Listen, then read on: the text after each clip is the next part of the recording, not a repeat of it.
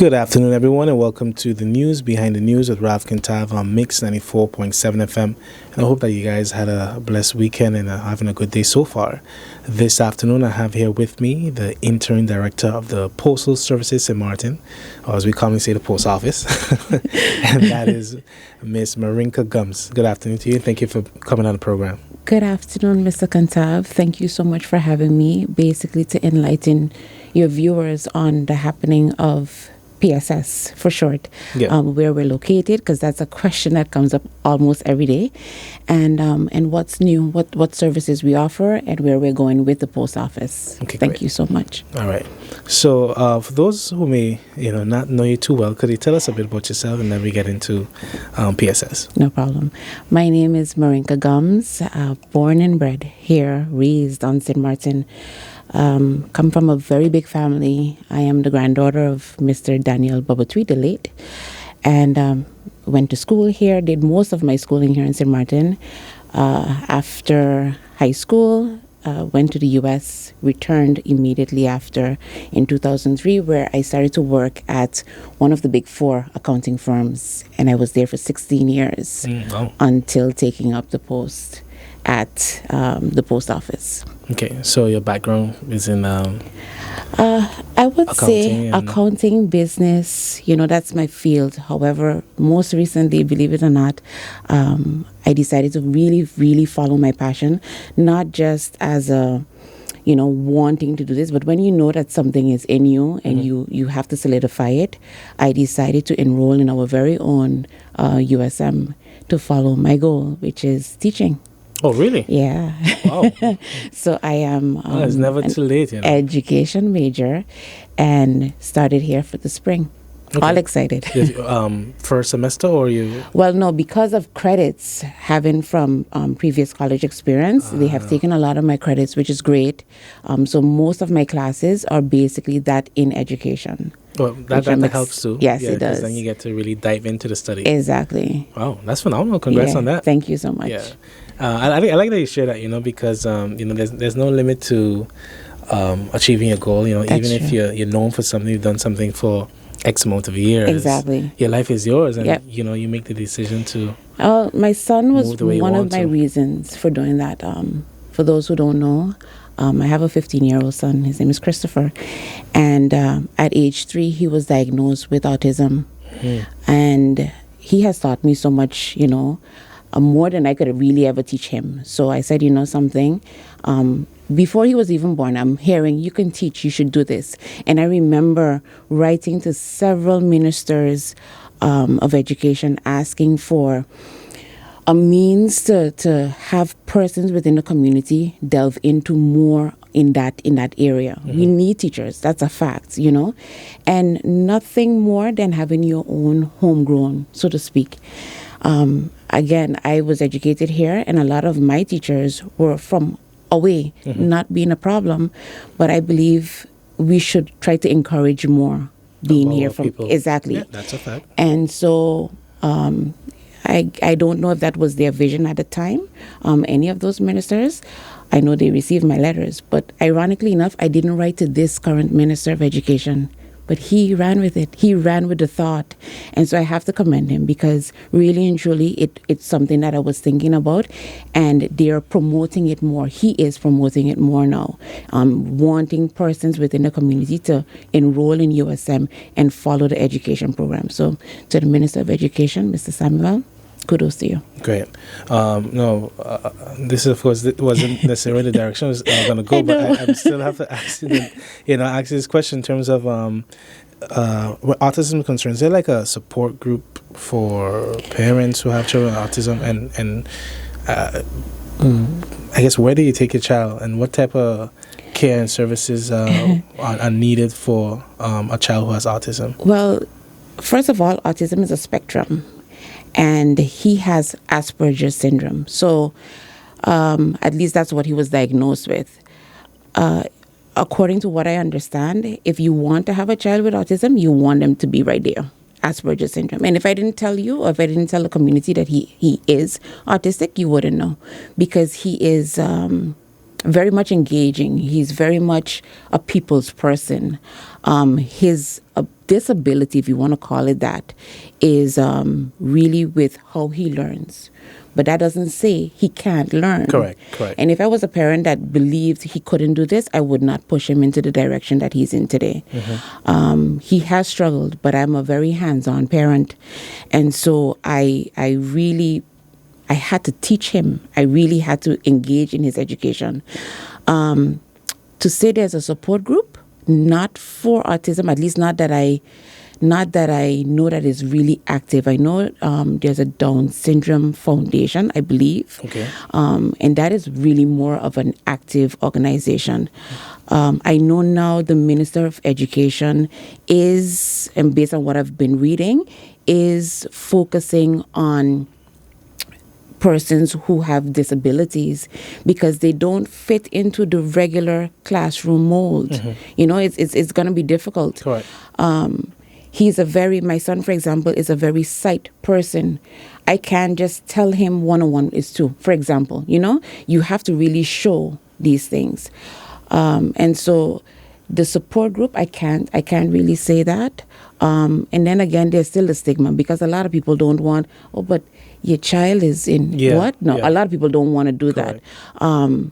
But there's no shame in this. Again, it is a disability, and if I dare to say, we all have something, we all struggle with something, but at the same time, it's his ability to still be able to do and contribute to the society, and that's my goal as his parent, to make sure that he can. Yeah, because it's not a hindrance of living, you know. No, definitely not. Yeah. So, you give me a topic for another discussion because I like to prepare. So that, I mean, it's not something I've necessarily read upon. You have a little awareness, but I do think, you know, even as you said that it's kind of taboo as well. Persons who have children who with disabilities, you know, they feel like people judge them because the child are quote unquote slow, as we would say, you know. But it's not the case. It's right now he is enrolled in a private school. Okay, and he's doing online schooling. There are subjects that I can't even help him with because I'm like, what? I don't know anything about this.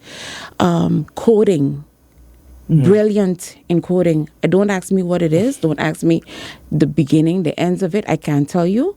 But he has been able to master this subject. And at 15 years old.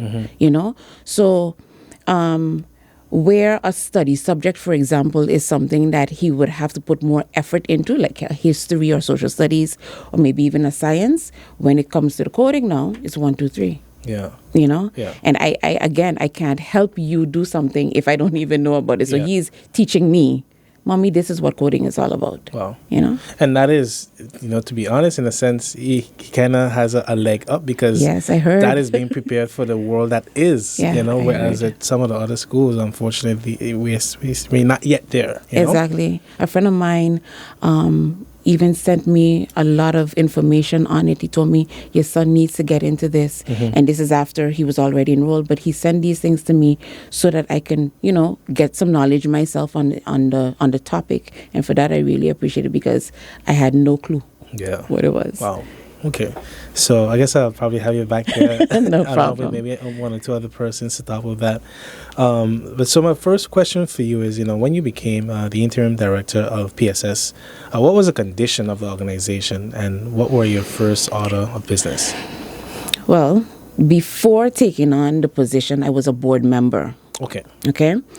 And that board consisted of myself and 2 other persons, and we were tasked at that time from the previous government to ensuring a smooth transition from the old post office building to the current location. That's number 1. Number 2, we had to make sure that the downsizing that was already in effect went smoothly. We could not do anything about that downsizing aspect at the time because when we were appointed to the board, it was already signed, sealed, and delivered. It's going to be downsized. This is the plan of action. Even if we disagreed, There was nothing that we could have done at that time. Sorry, the interjection there. Downsize from how much? We had, I think it was, if I'm not mistaken, 35, and we're now a total of 18. Wow. Yeah. Okay. So we had to make sure that that transition went well. Then we were also tasked with finding a managing director. Okay. We were a very hands-on supervisory board. The interim director at the time really needed that assistance. Imagine for years she carried many hats, and I say that because we need to really make it known. St. Martin Post Office is the only post office within the kingdom that has not been subsidized by its government. So, that means to say, all operational cost, all employee cost is on that of the post office. And you can imagine it's many people say it's a dying business.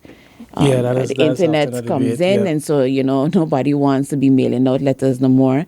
That is a thing of the past, and I totally understand it. But there are so many things that the post office is still capable of doing and has in store to do. It's to generate income. Right. Mm-hmm. So I understood the fact that the downsizing had to take place, and we were there to make sure of the smooth transition. When we decided... okay, now we need to find a managing director. I said, something, I had to look at myself and I said, well, okay, I've been in this position at my job for 16 years, basically. I think I know what I'm doing by the back of my hand now. I enjoy where I work and who I work for and the clients that I serve. But this is not it for me. I am a risk taker. And so I said, something, I think I'm going to apply for this position, knowing exactly what it entailed. Again, it's a serious risk that I took. I decided to step away from the supervisory board and leave the board handle the whole process. I applied and got the position as interim. And the reason for that, it was at a very critical point where the previous government was just being let go, basically. And they did not want to really sign on making that kind of decision, so leaving it for the new government. And I totally agreed. I had no problem with that. And I said, as a matter of fact, let that be a case where I prove myself to actually being the managing director. So I had no issues with being the interim at the time. We came in and it was cleanup time. It was really assessing where things are at, trying to understand everybody, all of the employees, because don't forget, everyone has a mindset, and you're now coming with a different vision. So you have to get everybody on the same line with you. You have to get people to see where you're going with the post office. So we made some changes. And in making those changes, I must admit that there has been progress within the staff, within the operations, but we still have some ways to go. Mm-hmm. Okay. So you said several things there that made me take quite a bit of notes. I guess I'll first tackle the not receiving subsidy, because I thought that was the case. But just for clarity's sake, is it that the post office is, I guess, registered as or seen as a government, a government business entity? or foundation? No, we're government owned. We still have to answer to the Council of Ministers. Directly, the Prime Minister is who we fall under.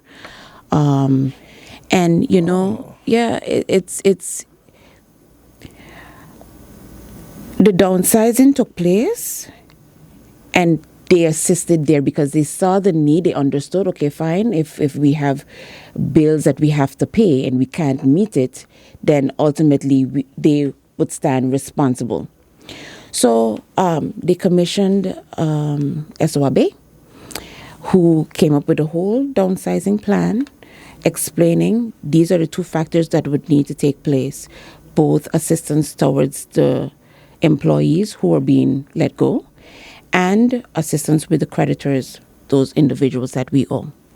And I thank government for their assistance in keeping their promise towards Part A of the report. They kept to that promise and they assisted those employees who were let go. So that was a smooth transition. We're stuck right now at Part B, which is the creditors. I've seen in newspaper articles that government is assisting PSS with monies towards the creditors, but it hasn't come yet, and we're talking since 2018. And this has a lot to do with the changing of the hands, One government comes in, so we have to start the process all over again to basically explain where we are, despite whatever documentations have been submitted, stamped and sent in. If there is a change in government, I guarantee you, I would have to go through the same process again. What's the amount that you have to pay off to your creditors? We're looking a figure of about 5 million. Wow. Yeah. Wow. And okay, and then as you said, so and the funds that you generate is based on in-house services. Correct. And I think. And can you guys? Well, okay. In terms, you're already in debt, so I was going to ask if you can take loans, but then no, we have no loans. We have absolutely no loans. I really wouldn't want to go into that kind of position right now. Exactly, I don't want to do that. Yeah. My main focus right now is to make sure that I bring in additional services so that those services can continue keeping the doors of PSS open, and by that making sure that my staff first and foremost is covered. Yeah, of course, yeah. That is priority for me. And so I have to thank the persons who utilize the post office. Believe it or not, besides regular mail, which has decreased tremendously, especially since COVID. Yeah. Besides regular mail, we do a lot of parcels, sending and receiving of parcels. So that's a great income generating for us. Then you have the PO boxes. Believe it or not, thank you, God, for those individuals who utilize the PO box both at our Phillipsburg location and at the fish market in Simpson Bay. Some other services that we have. When I came in, I said, one of the things that I wanted to do was to make PSS a hub for bill payment location. I've had some struggles with some companies, government-owned as well, seeing the plan, seeing the vision. But then I had an employee who said, but Ms. Gumbs, can we look into, for example, since it's a bill payment location, or that's your vision, can we look into KiwiSat? And that didn't come to mind, but I welcome it because, yes, we can. Why not? And so she had a connection, and we decided to go ahead and meet with the persons at KiwiSat. It took literally a year to make it happen. Wow. But we are a bill payment location now for KiwiSat, and it has helped a lot because a lot of people come in and don't have to go to the front side just to pay a bill, for example. So they utilize, time, yes, exactly. And they come there. And the great thing, and I don't know if it's a good thing or a bad thing, but the fact that we don't have long lines, you're in and out, is something that I think people appreciate because it's a small location, yes, smaller than where we were before. Yeah. And just to clarify there, where exactly are you guys located? We're located on Swaliga Boulevard, literally between USM and the Festival Village, across from the government building. So it was the census office, the old census office location. That's where we're located. Gotcha. We share that shared space between ourselves and the receiver's office who are coming back. That's quite a downsize. Yeah. Yeah, but I guess it's quite a downsize, but it's a bird's eye view now. Yeah. I can see everything that's happening. I can imagine the previous managing director, while it was in a bigger space, yes, and everybody wasn't really on top of each other. To me, I could imagine it being a little impersonal. I go in and I see everyone, I say good morning to everybody. We greet each other in the afternoon, before we leave. So I get to see what's going on. In that bigger space, I think it would have been a little difficult I to follow you. I guess also the background that you have, also was a benefit in that sense. Yes, it was. Because also based on what you shared a bit earlier, at least do you have a date that you can expect to finally get that support from the government? Because since they made that announcement, when last have you spoken? Like, I got follow-up recently? I did get an email about a week ago. Understanding liquidity support is still an issue with government, but you can imagine as a creditor, we're saying to them, we had to make an arrangement with them that these would be the payments, so we were tasked with that exercise. We did it. And then from then to now, nothing. I would get annoyed. I would be like, no, guys, this is going on too long now. And so that's what I'm trying to explain to government. One or two things can happen. They can easily put a lien on our account, for example, and say, listen, until our monies are paid, this is what's going to happen. And then when that takes place, then you have an issue with operations overall.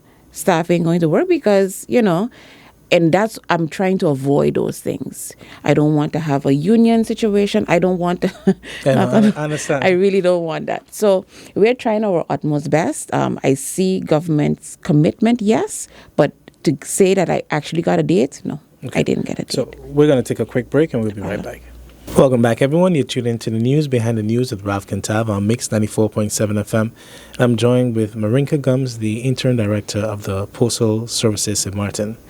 And so, considering the fact that you guys fall under the Ministry of General Affairs and you receive no subsidy, you have to generate your own funds.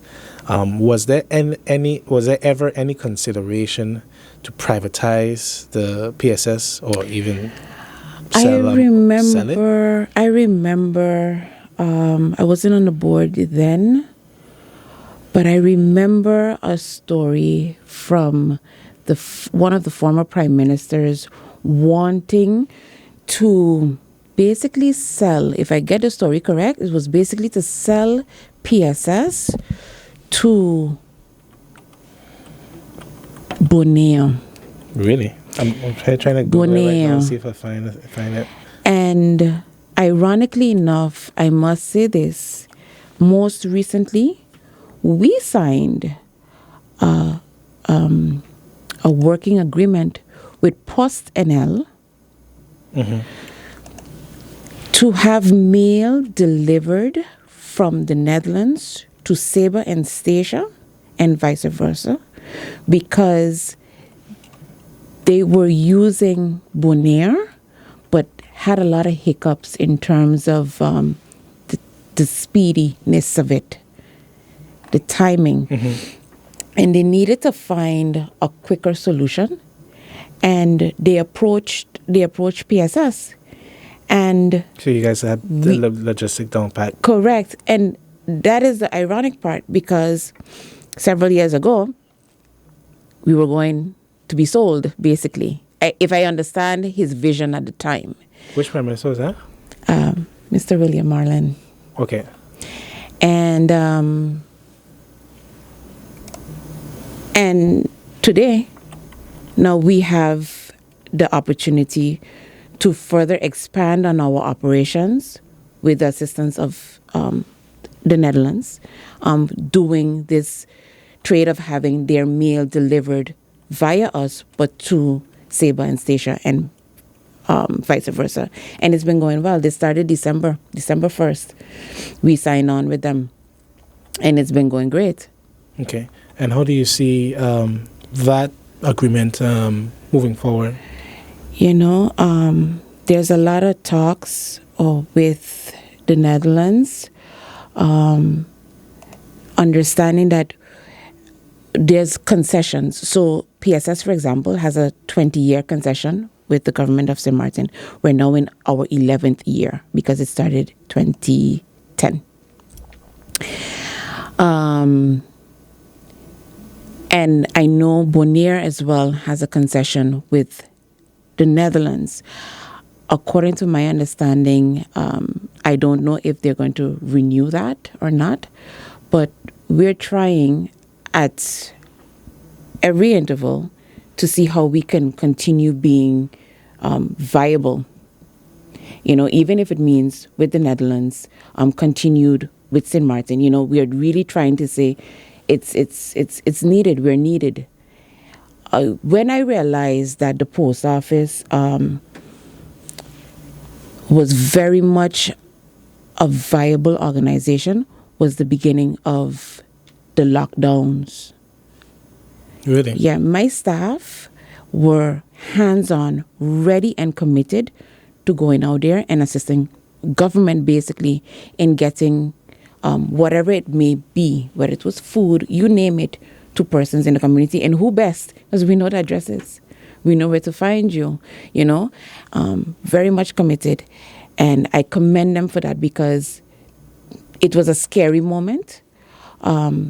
At a given point, I had to shut down the operations for about a week, I think, because my staff got affected. There were several staff members who got affected.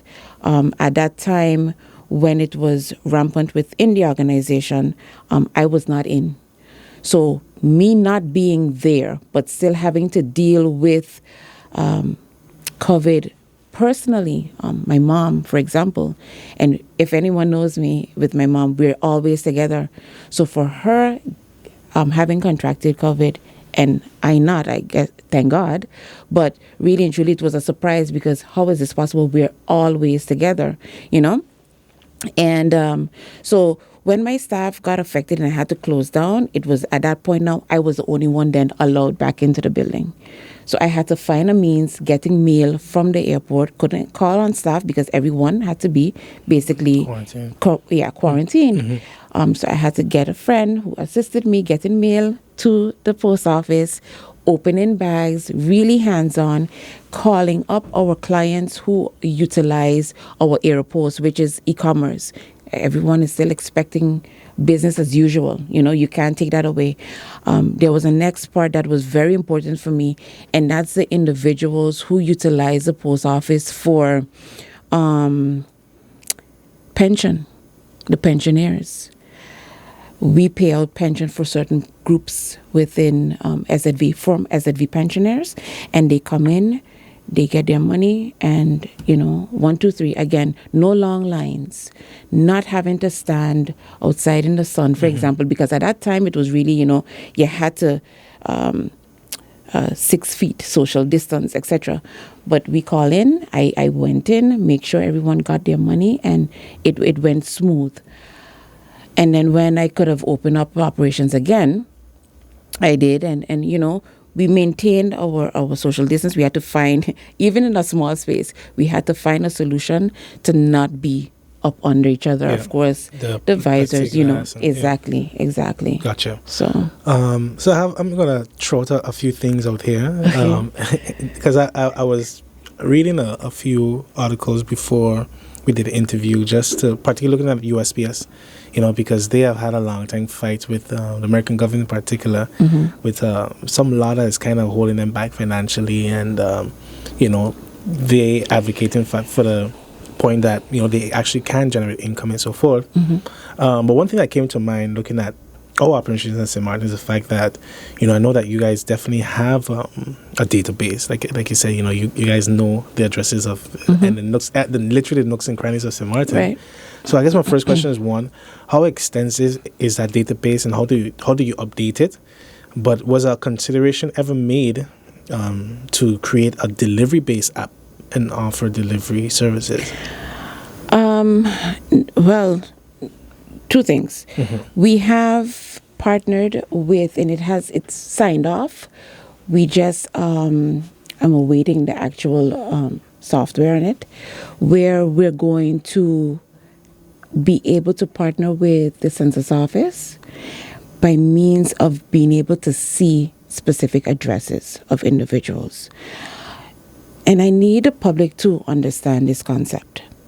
Going to the census office and changing your address there doesn't mean everywhere else has your change of address. It doesn't mean that the banks know where you are now. It doesn't mean that SZV or the Inspectorate of Taxes, you know.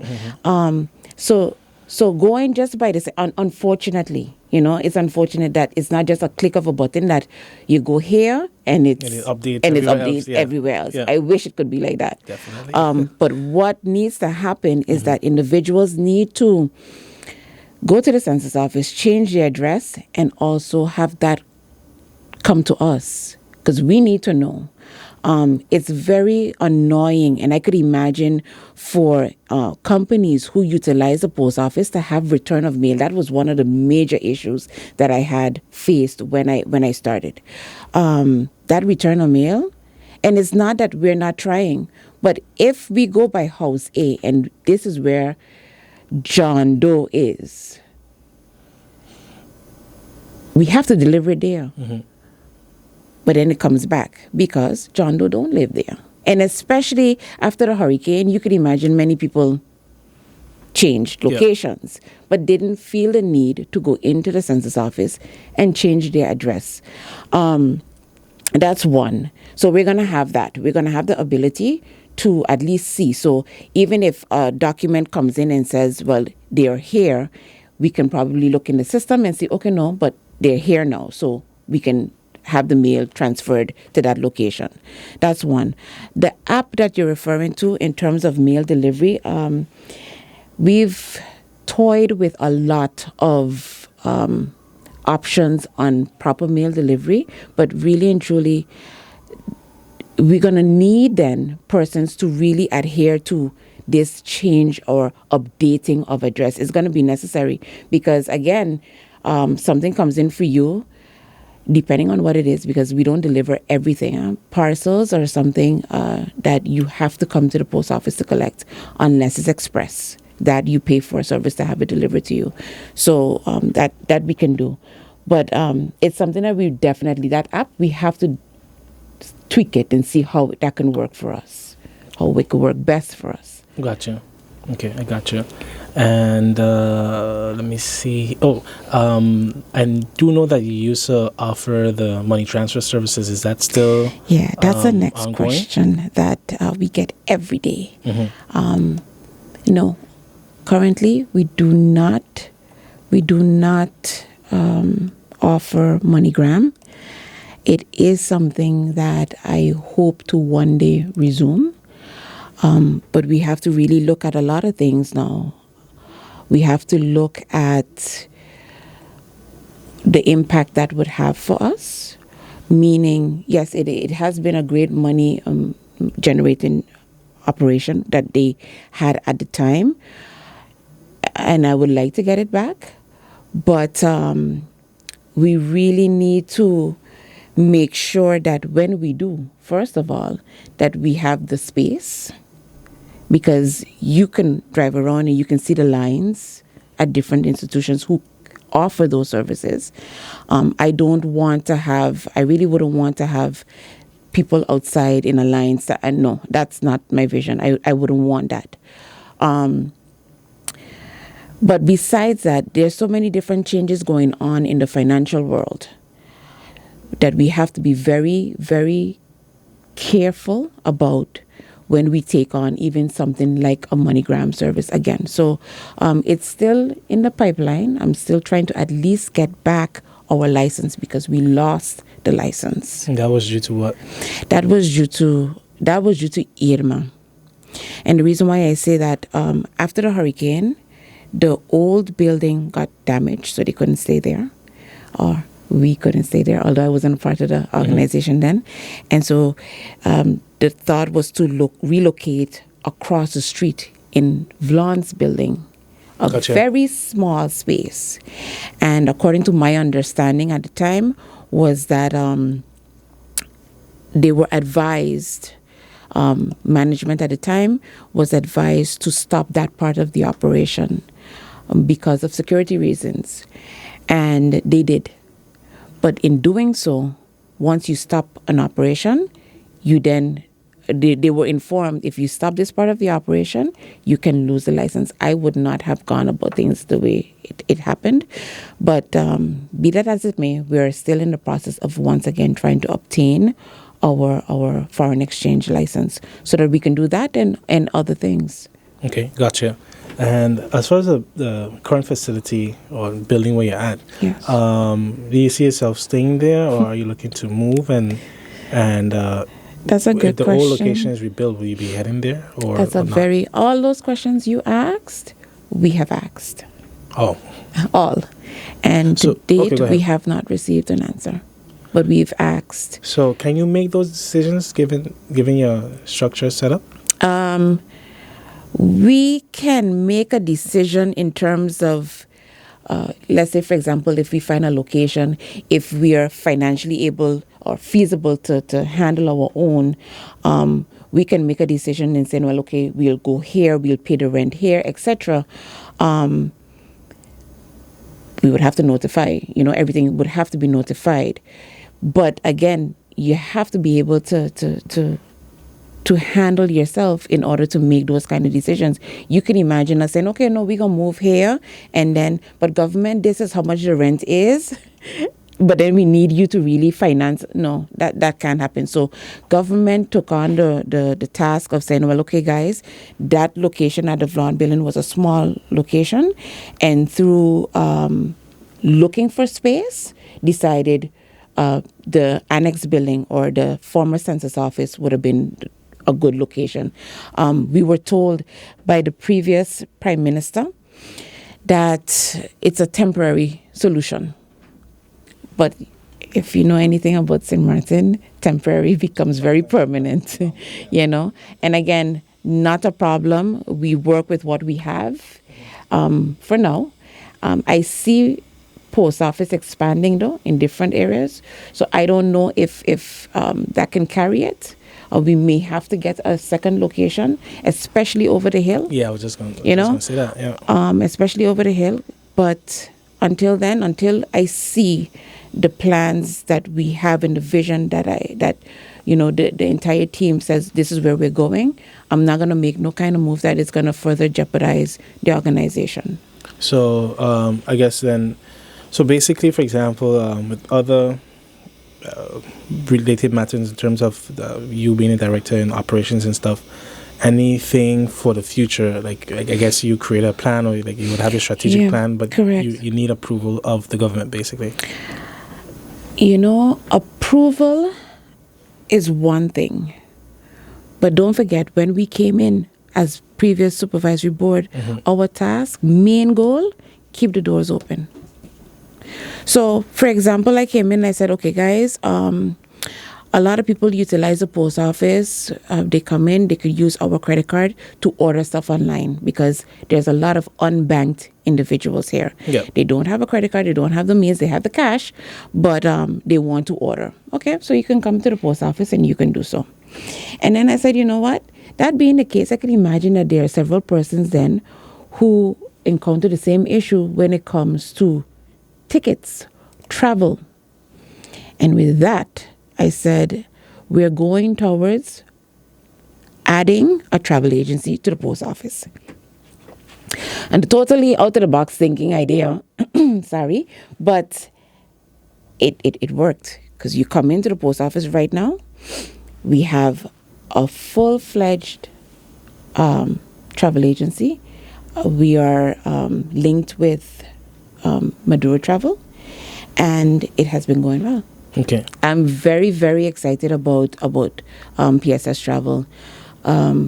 We've sent letters to government and various ministries letting them know, that they can utilize, and there have been some that has utilized PSS Travel.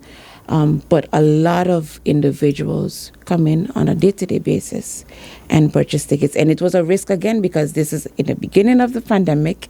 And who's traveling? Who going where? But people are going still places. travel. Oh, Yeah. yes, they are. And not only that, but now cruise. And so people are coming in and purchasing for cruise and tickets and you name it. Okay. So I guess the post office has really become a hub. Yeah. Yeah, in Yeah. that sense. Yes. And so that's really in line of, what would you say, your vision? Yep. That's exactly what I wanted. And then I said an ATM would be good here. So I reached out to a very popular bank, and things were going smoothly. And then just when we were about to, in my opinion, sign on a dotted line, that bank decided no, not under these conditions again. I said, okay. So because it was something that I was so passionate about, I'm like, okay, so what do I do? Do I go back to the same council of ministers who I pitched that this was such a great idea, and they gave the approval for it, to now tell them it's not going to happen again? No, Marinka's not going to do that. So I went to a next bank, and I'm just happy to say that Banco de Caribe and Post Office has now been in talks. There is a machine that is coming. We were hoping to have it completed already by the end of January, but of course situations happen, and we expect to have it wrapped up within short. A lot of people are questioning, but why Banco de Caribe? Why not Banco de Caribe? It does the same as any other bank. You go in, you pin it. Once you have Maestro, it can be used. At every bank, when you use your ATM card, you have to pay a fee. So it doesn't matter which branch or bank you're from, and it's gonna work. And I think they only have a machine in Simpson Bay, if I'm mistaken. Yes, because the one on Pondville, I believe, it's closed down. So we've been in talks, and if you pass by, you'll see the machine there. Well, the housing, yes, the housing of it, the bunker there right now, and it's basically set, ready to get the machine in, and until they install the machine. Correct. I guess it's good timing, considering that at least so far, Carnival looks like it's still going ahead. Yes. And those were the factors, you know. You got university, you got Festival Village, whether it's Carnival or whatever event is being held at the Festival Village. You have persons at the government building in and of itself. And that road, the various activities that happen right there, I think it's going to be a hit for both us and Banco de Caribe. Okay, so we're going to take our final break, and we'll be right back. Good afternoon, everyone, and welcome back to the News Behind the News with Rav Kintav, Mix 94.7 FM.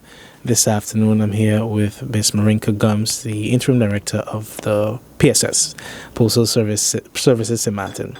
One of the things I'm also curious about as well is as it relates to, you know, some of the challenges that you face, and how are you guys making do where it relates to, you know, the daily affairs of the post office. One of the challenges that my male men and women are faced with, as I stated earlier, is that the return of mail. There's a law with the Best Islands that if you don't have a mailbox at your gate, the mail is returned. And that is something that needs to happen here. We don't even have to go Best Islands, so that's a little far. Let's take a drive to the front side. Even if the mailbox is not at the gate, but it's down the street of an alley, you have a mailbox there. Why? It's law. They need to have a mailbox so that people know where to send your mail. This thing about putting mail in a fence under a rock, no, man.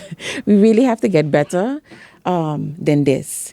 So that's a challenge. It has been a challenge for our guys and females who deliver the mail.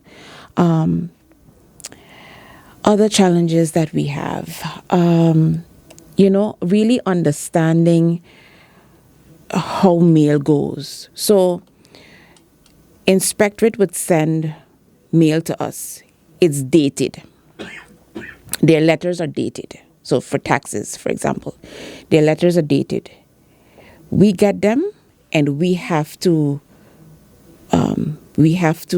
put our stamp on it now. And of course, the question is it delivered on time? Yeah, we have a 2-day turnaround. And I have enforced with my team and who has been living up to that, that 2-day turnaround in mail delivery, a local mail delivery. Another issue that we are having is what is allowed from what isn't allowed, especially for persons who want to send parcels. You're sending parcels, you have to make sure, coming to the post office, that the box is remained open. We need to be able to inspect it to see that you don't have dangerous goods.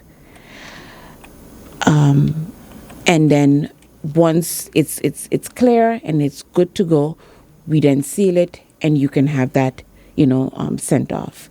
A challenge was especially during the pandemic because countries are closed, not taking mail. So the time span became longer. But we believe that things are now back to normal, so to speak. When we know, for example, places have resumed receiving mail, we would post it on our Facebook page. Our website is being worked on currently. So that too, once we get information and it's up and running, then we'll be able to post also on our website so that people can really utilize and understand what's going on. We have our WhatsApp number. I have total access to it. So individuals who send messages are responded to. And they can, of course, call the office and they'll get our customer service who's more than willing to and able to assist them. Gotcha. Now, recently, well, not recently, but just now we mentioned the ATM service, which will be near at the post office. Another thing that is common with post offices is postal banking. That was in the past. I remember it used to be in the past, and hence why the need for our license is so important. Of course, these are all in the making. These are all plans that we have, but in order to even get to that point, we need to make sure that our T's and I's are dotted and crossed, getting the necessary license. I want there to be such a cleanup, understand them, before we took over as a board then, and my position now as interim, you had one individual handling it all. Operations, finance, human resource, you name it. She held that hat on, and how she did it is beyond me. I thank God for our working relationship that we have now. She has years of experience, which is a plus because she understands the ins and out. I come in with a vision, I come in with a new mindset, and together we can move the post office forward. But really and truly, there's so many things in the making, but in order to get to that step, we need to make sure that, for example, our financial hat looks good. Operationally, we're secured. I pride myself and the team overall, management and supervisory board, that we did not, since I have been there then, haven't had to ask government to assist with salaries. I thank God. So really and truly, how we were able to do that is because of persons utilizing the post office. So I have to thank the community overall. Believe it or not, something that we do that has been going well is a sale of stamps. Believe it or not. Yeah. Okay. Sale of stamps. And but I need to clarify something. That 5 gila, what we call a stamp, is not sold at the post office. That's a government regulation, so we're not allowed to sell it. There's so many things that I wish that government could allow us a seat at the table and say, listen, these are things that we can do that would cut down, for example, on the lines or unnecessary lines over at your establishment. You can imagine having to go for a 5 gila stamp, but having to stand up in a long line just for a 5 gila stamp. Correct. Where you're coming over by the post office, you come in, you buy a 5 gila stamp and you're out, But again, it's sometimes understanding the overall concept of things. It's not nobody wanting to take away anything from anybody else, but it's a fact that we're still a government entity. It still can work. We still would have that obligation and being able to showcase how easy this can work if just being allowed that seat at the table to explain these are the things that we can do, you know. But those are some of the challenges and people not really understanding, you know. So when we get some questions, no, but this is not how it goes. Like a lot of people feel we deliver GB bills. We don't. We don't deliver GB bills. GB has their own persons that deliver their bills. So when you see bills thrown here, there, or elsewhere, and it's from GB, know that it's not the post office who's doing that, because we don't have that that agreement with GB to deliver their mail. Gotcha. So I think a key takeaway from what you've been saying as well is, while you know you definitely have certain concepts and ideas to help take the organization further, you're not looking to just dive into it just so. No, you have to. I have to be strategic. Correct. I have to be careful. Again, because we're not subsidized, that's a key factor. You know, if we were subsidized by government, I believe a lot of the headache would be much easier, you know, for us. We wouldn't have that headache, so to speak, because then, you know, this part of your operations is covered. To what extent would you want to be subsidized? I mean, like, have you ever came up with a figure? Yeah. Mm-hmm. I just would like management and supervisory board, we all sat down and we said, going to government and saying being subsidized would be to cover the salaries of the staff. That's it. Okay. Really and truly, if that can happen, we can handle everything else. So the income you use would be to boost operations. Correct. Okay. And very important to mention is when the downsizing took place, there was a payment schedule. So government would pay us, because that was the agreement, government would pay us X amount in order to pay those staff that were being let go. There were times that I used to have, on a monthly basis, there were times that I would have to still put it forward, awaiting government to pay. So clearly, operationally speaking, we can handle certain things, but having the creditors on our backs, and I'm still thankful to them because I don't get a call every day. I don't get a call every week or every month. But you know that they're there. They ain't going nowhere. The elephant's still in the room. Yeah. You know? And so based on that, I want that headache done with, so that I can really focus on the other plans that we have for post office. Gotcha. And naturally, of course, you guys were also including that 12.5% cut as well. Yeah, you know, we had to look at means of how we would do it, and thankfully with our accountants, we were able to come up with a good plan that really didn't affect us too much, you know, and so for that I'm grateful. Again, I have to give thanks to an understanding group of people overall.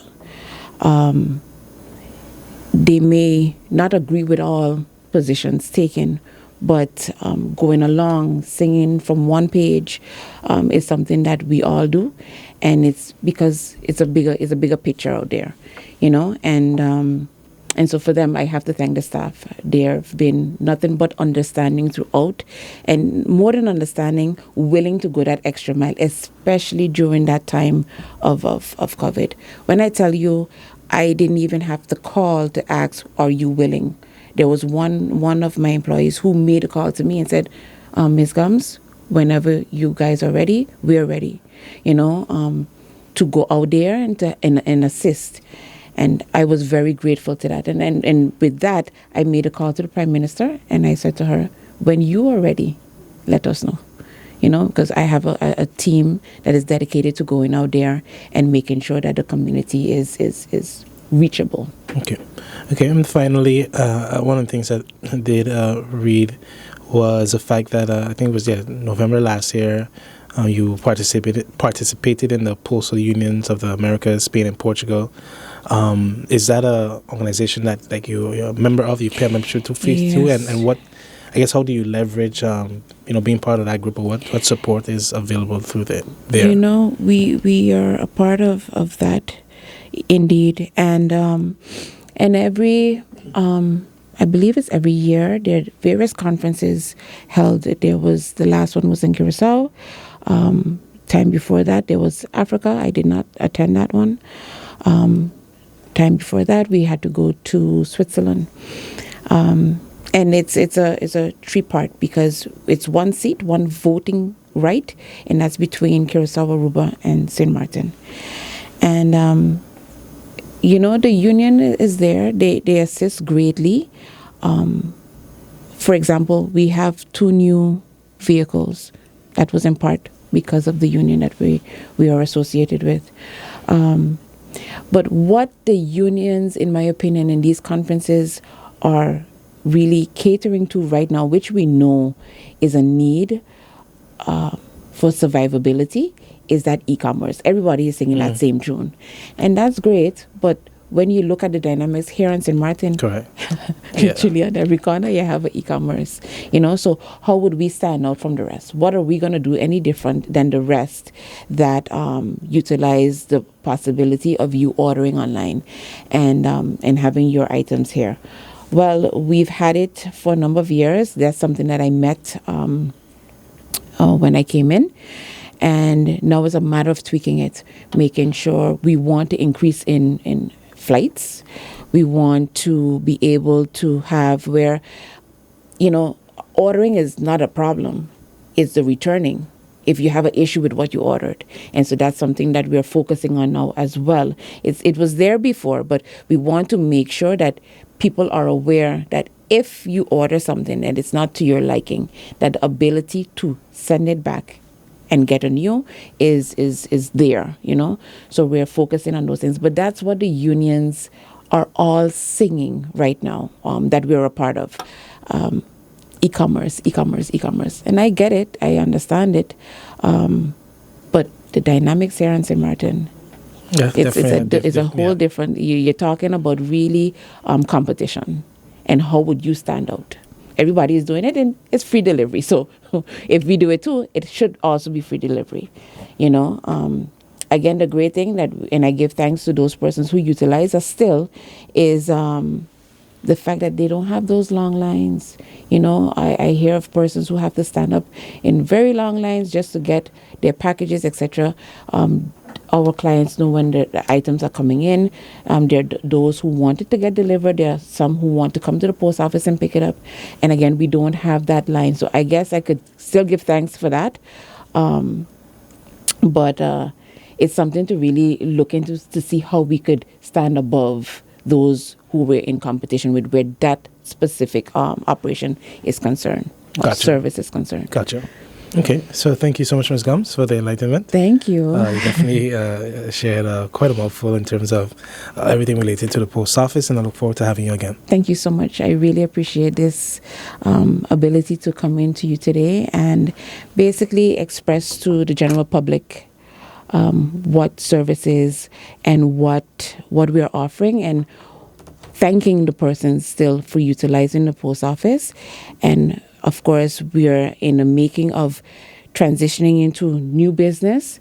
We want to basically keep what we have going, which is that mail delivery. We know basically every nook and cranny here on St. Martin, and I give thanks to our very knowledgeable mailmen and women where that is concerned.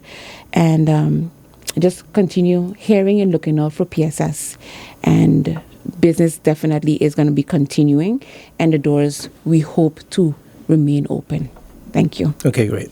And to our viewers and listeners, I hope that you guys also enjoy this conversation, and be sure to tune in again tomorrow. Take care.